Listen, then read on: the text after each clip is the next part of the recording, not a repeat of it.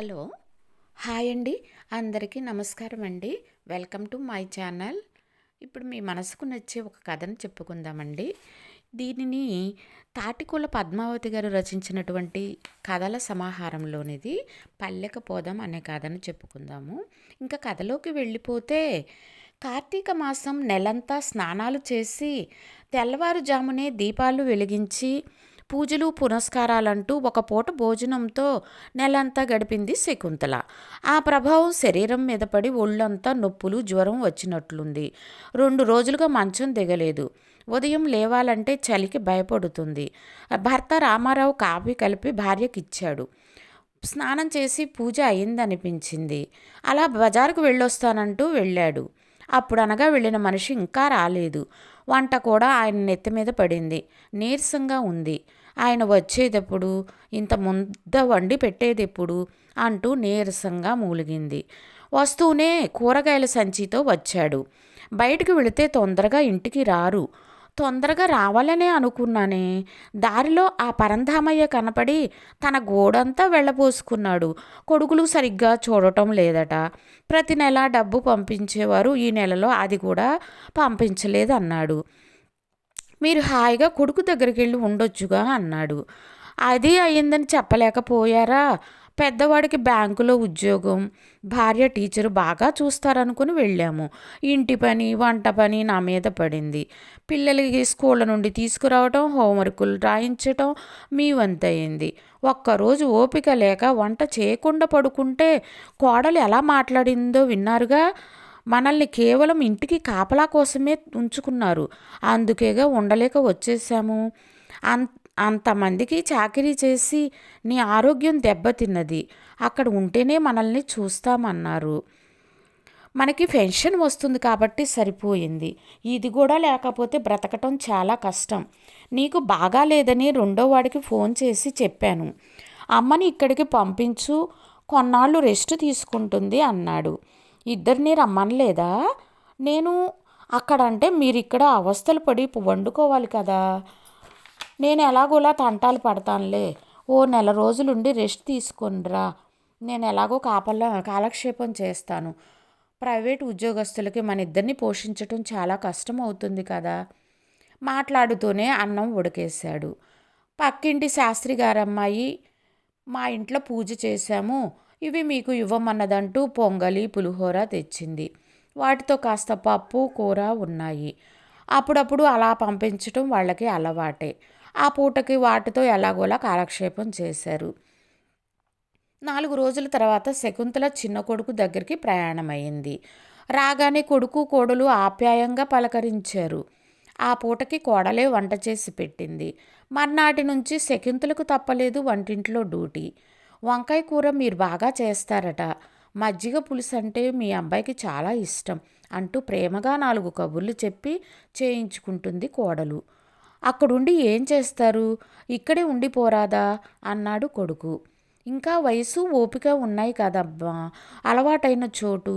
మరీ చేసుకోలేనప్పుడు వచ్చి ఉండక తప్పదులే. చిన్నోడు మమ్మల్ని కాదని అలాగో వెళ్ళిపోయాడు. వాడి దగ్గరికి వెళ్ళే పనే లేదు.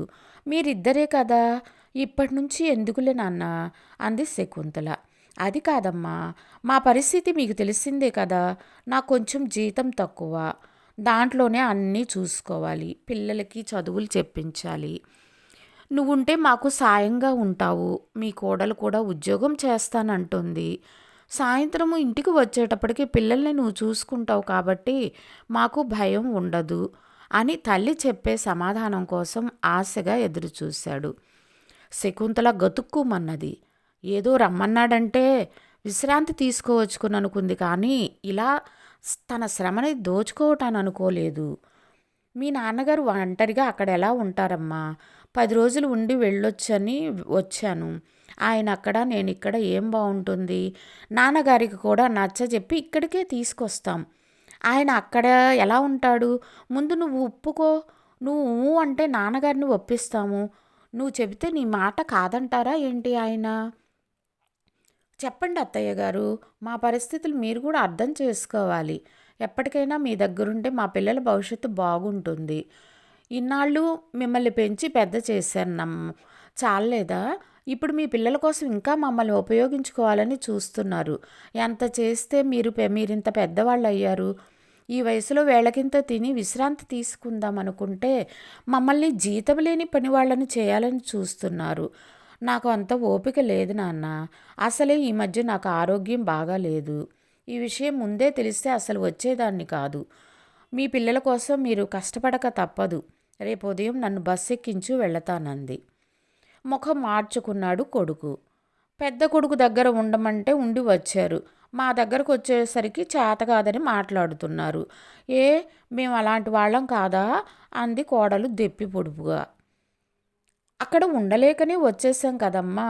ఇద్దరూ ఉద్యోగాలకు వెళ్తే ఇంటి పనింతా నా మీద పడింది. ఇటు పిల్లల్ని వేళకి స్కూలుకు పంపాలి.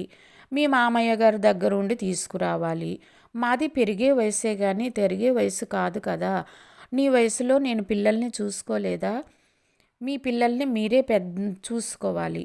మీరు ఉద్యోగంలో చేసుకుంటారో ఇక్కడుండి చేయటం నా వల్ల కాదు. రాత్రికి గదిలో కొడుకు కోడలు ఏవో మాట్లాడుకున్నారు. అవసరానికి వచ్చి చేయకపోతే మేము ఎలా వచ్చి చేస్తాము అని మాట్లాడుకుంటున్నారు. జన్మనిచ్చిన తల్లిదండ్రుల రుణం తీర్చుకోవటానికి నీ పిల్లలకి చేయమంటే మాకు ఓపికలు నశించిపోయాయి. నీకు చేసినందుకు నీ రుణం తీర్చుకో. మీ పిల్లల బాధ్యత కూడా మా నెత్తి మీద రుద్దాలని చూడకండి అంది. వచ్చిన మర్నాడే తిరుగు ప్రయాణం అయింది. చూసారా మన పిల్లలకి చేయటానికి ఓపిక లేదుట. రేపు మనమే చూడాలన్న విషయం మర్చిపోతున్నారు. తప్పు మనదే. వాళ్ళని అని ఏం ప్రయోజనం? పెళ్ళయ్యాక 6 నెలలకే వెళ్ళిపోదాం వేరు కాపురం అని నన్ను వాళ్ళ నుంచి దూరంగా తీసుకువచ్చావు. వెళ్ళిన మర్నాడే తిరిగి వచ్చిన భార్యను చూసి రామారావు ఏదో జరిగిందని ఊహించాడు. కొడుకు కోడలు ఏమైనా అన్నారా? వెంటనే వచ్చేసావేంటి అని అడిగారు. మీరు విశ్రాంతి తీసుకోమని పంపించారు కదా. అక్కడ వాళ్ళు నన్ను పని మనిషిగా వాడుకోవాలని చూశారు. కోడలు ఉద్యోగం చేసి సంపాదిస్తుందట. వీళ్ళకి అందరికీ వచ్చేటప్పటికి నేను వండి వార్చి పిల్లల్ని చూసుకోవాలట. అందుకనే నన్ను రమ్మన్నారు. ఊరికే కూర్చోబెట్టి భోజనం పెట్టడానికి కాదు. నా వల్ల కాదు, ఉండలేనని వచ్చేసాను. మంచి పని చేశావు. ముందు నిన్ను రమ్మన్నారు, తర్వాత నన్ను కూడా రమ్మంటారు. అది ముమ్మాటికి నిజం. ఆ మాట కూడా అన్నారు. ఒకరి దగ్గర ఉండటం అంటే వాళ్ళు చెప్పినట్లు ఉండాల్సిందే. ఓపిక ఉన్నన్నాళ్ళు మన తిప్పలు మనమే పడాలి. వీళ్ళిద్దరూ ఇలా చేశారు. మూడో వాడు సుందరం దగ్గరికి వెళ్ళే ప్రసక్తే లేదు. ఎంతకాలం కాదనుకుంటాము? మన కొడుకు కాకుండా పోతాడా ఏంటి? వాడికి నచ్చిన అమ్మాయిని ఇష్టపడి పెళ్లి చేసుకున్నాడు. పెళ్లి చేసుకుని కాపురం చేసేది వాడు. మనం అన్నింట్లోనూ పంతం పట్టకూడదు. వెళ్ళి వాళ్ళ ఇష్టానికి వదిలేయాలి. రేపు వాడు రమ్మంటే వెళ్లకుండా ఉంటామా ఏంటి? మీరు వెళ్తే వెళ్ళండి, నేను మాత్రం రాను అంది. ఇప్పుడు అలాగే అంటావులే. నీకు మాత్రం వెళ్ళాలని చూడాలని ఉండదా? నాకు నచ్చిన కోడళ్ళు ఒక్కళ్ళు దొరకలేదు. చక్కగా పండగలకి సాంప్రదాయంగా ఇల్లు తీర్చిదిద్దుకోవటం, ముగ్గులు పెట్టుకోవడం, గడపలకి పసుపు రాసుకోవడం ఇవేమీ లేదు. ఎప్పుడు ఫాస్ట్ ఫుడ్ సెంటర్లో ఏవో తెచ్చుకొని తినడం ఎవరికి నచ్చదు. ఎంతసేపు ఆ టీవీల ముందు కూర్చొని ఛానల్స్ మార్చటం. అందుకే మానుకున్నానంది. సంక్రాంతి నెల పట్టారు. సుందరం భార్య లలిత చీకటితో లేచి ఇంటి ముందు పెద్ద పెద్ద ముగ్గులు వేసింది. పండక్కి అత్తగారిని మామగారిని రమ్మని వాళ్ళ ఆయన సుందరంతో చెప్పింది. నేను పిలిస్తే వాళ్ళు రారు కానీ నువ్వు చెప్పు అన్నాడు. అయితే ముందు మీరు చెప్పి చూడండి, తర్వాత నేను చెప్తానంది. ఇద్దరూ కలిసి ఆ సాయంత్రం ఫోన్ చేశారు తండ్రికి. సంక్రాంతి పండగకి మీరు అమ్మ తప్పకుండా రావాలని చెప్పారు. నువ్వే చెప్పు మీ అమ్మకి అంటూ ఫోన్ భార్యకు అందించాడు. అమ్మ, నా మీద నీకు ఇంకా కోపం పోలేదా? లలిత చాలా మంచి అమ్మాయి. నీకు నచ్చే గుణాలన్నీ లలితలో ఉన్నాయి. ఒకసారి చూస్తే నీకే తెలుస్తుంది. ఇంకా నీ కోడలు ఉత్తమ మనిషి కూడా కాదు. త్వరలో నిన్ను నాయనమ్మను చేస్తుంది. పండగకి వచ్చి 4 రోజులు వెళ్ళండమ్మా. మిమ్మల్ని కాలు కింద పెట్టకుండా చూసుకుంటాం అంటూ 10 సార్లు రమ్మని బతిమిలాడాడు. చూద్దాంలే అంది అప్పటికి. ఆ మాటకే సంతోషించాడు సుందరం. వెళ్ళక తప్పదంటారా అంది. కోడలి కన్నా పుట్టబోయే బిడ్డ కోసమన్నా వెళ్ళాలి కదా. పెద్దవాళ్ళం, మన గౌరవం మనం నిలబెట్టుకుంటే మంచిది. పండుగ 2 రోజులు నందనంగా బయలుదేరారు. జంతికలు సున్నుండలు చేసింది శకుంతల. అయ్యో, పల్లెకు పోతే ఎలా ఉంటుందోనన్న భయం పట్టుకుంది. బస్టాండ్లో బస్సు దిగగానే తెల్లని అంబాసిడర్ కారు వచ్చి ఆగింది. సుందరం కారేసుకుని వచ్చాడు. కారు కూడా కొనుక్కున్నాడు అనుకుంటా. వచ్చే దారంతా పరికించి చూస్తున్నది. చుట్టూ పచ్చటి పొలాలు, ఇళ్ళు, ఇంటి ముందు చక్కటి ముగ్గులు, అన్నీ ఆవు పేడతో చేసిన గొబ్బెమ్మలు, వాటి మీద గుమ్మడి పూలు, ఇవన్నీ చాలా సంతోషాన్ని కలిగించాయి. ఇంటి ముందుకు రాగానే కారులోంచి దిగిన అత్తమామలకి ఎదురు వెళ్ళి స్వాగతం పలికింది లలిత. గేటు దగ్గరున్న ముద్దబంతి పూల చెట్టు కూడా నిండుగా విరబూసి ఉంది.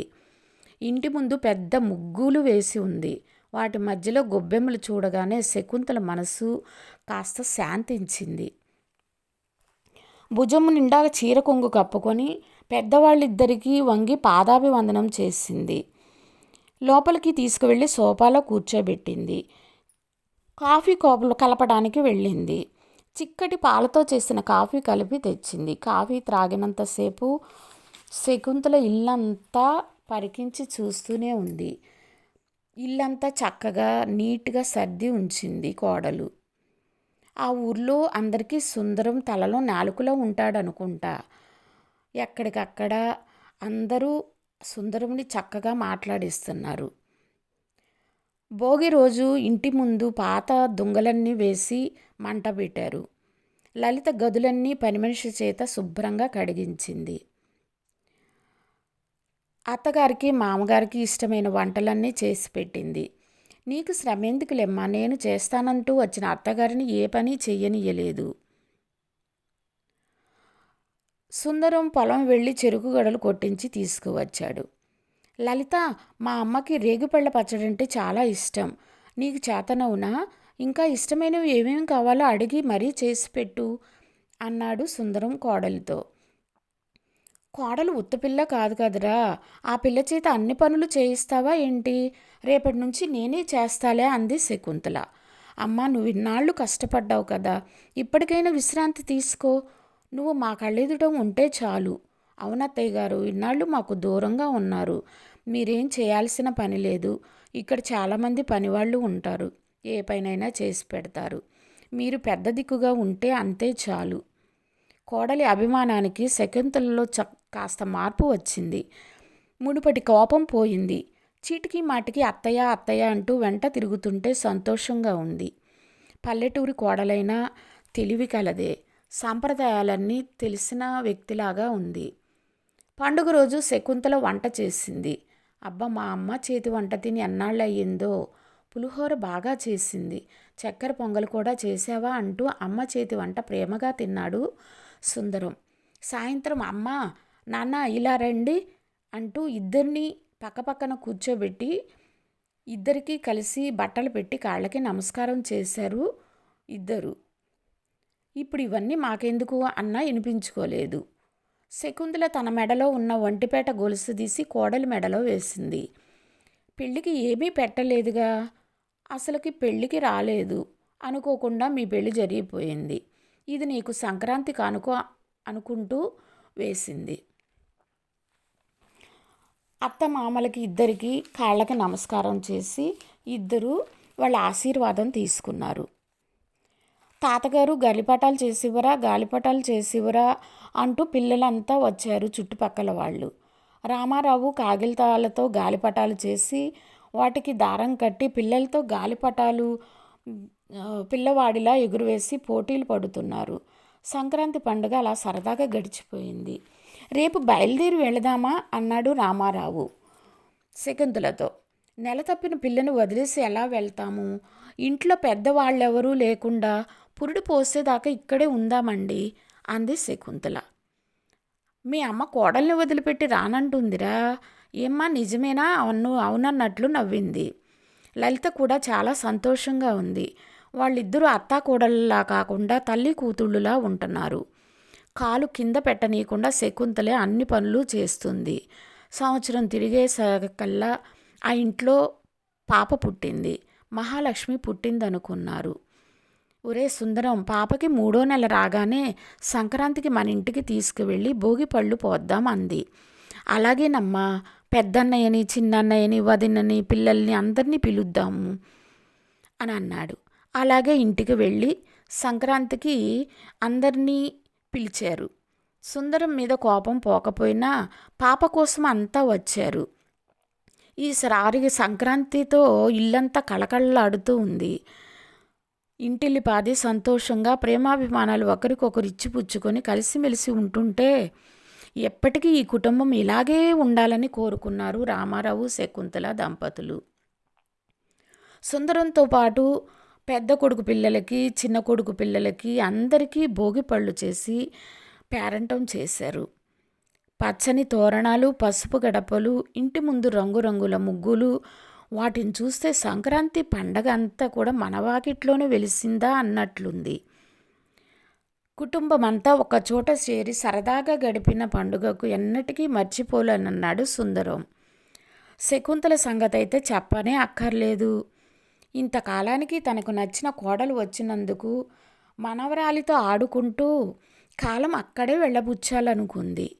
సుందరం కోరిక కూడా తీరింది. ప్రతి సంక్రాంతికి ఆ కుటుంబ సభ్యులందరూ ఒక చోట చేరి పండుగ చేసుకోవటం ఆనవాయితీగా మారిపోయింది.